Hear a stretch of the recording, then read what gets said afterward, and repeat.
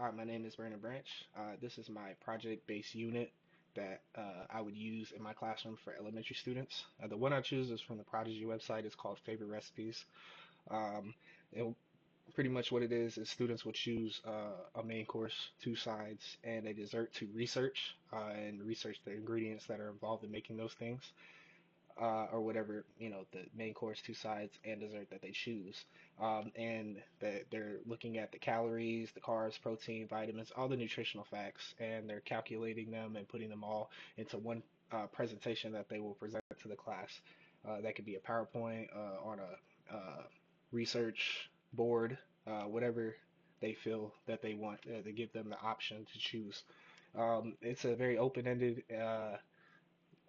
research projects, but you can also narrow it down if you don't want the kids focusing too much on picking and you want them to get right into the research.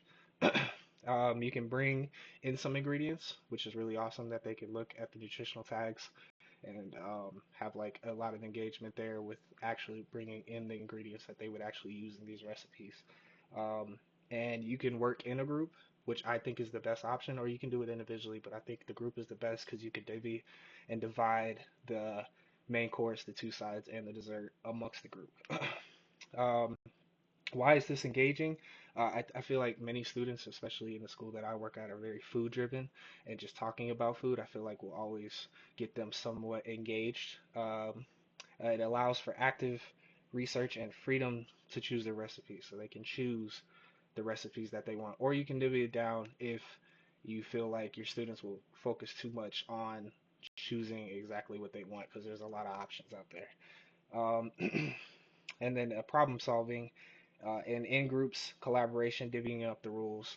I think that's very important. They can learn how to, uh, divide the roles that they have and work together to bring one presentation from all their individual findings. So for Bloom's taxonomy, the kind of things that you'll be seeing is, it requires students to analyze the ingredients. It requires understanding of the language of nutrition labels and create the presentations and apply and remember information. It kind of hits everything on the scale of Bloom's taxonomy.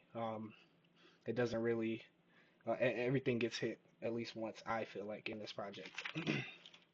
And then the students, what they'll learn, they'll understand nutrition labels, which is, I feel like, very important in terms of like a real world situation, and then be able to apply knowledge again in a real world setting. So they'll be able to go to the store and understand what those nutrition labels mean, because a lot of kids, especially younger ones, probably don't understand that. This is probably not the best for you because if you look at the nutritional label, you can see all the ingredients involved and how much, sugar, fat, trans fat, whatever.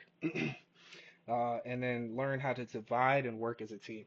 I think dividing the roles and then coming back and bringing all your individual findings, I feel like that's very helpful because it's just you can't make the presentation without the team.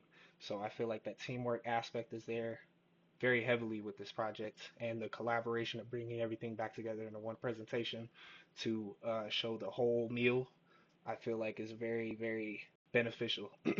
And the last, there's the mathematical side of it with calculating all the, carbs, proteins, all that, and then presenting them in the presentation. So there is that mathematical aspect of this, so you can apply it that way. But yes, so this is my project-based unit that I would use in my elementary classroom setting. And all right, thank you very much.